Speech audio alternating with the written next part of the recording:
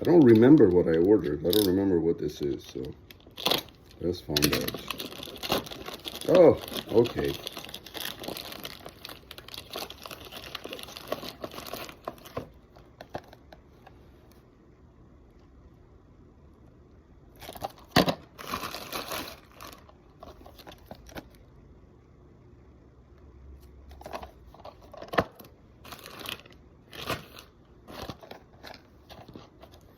I use these generally to rebuild the missing walls.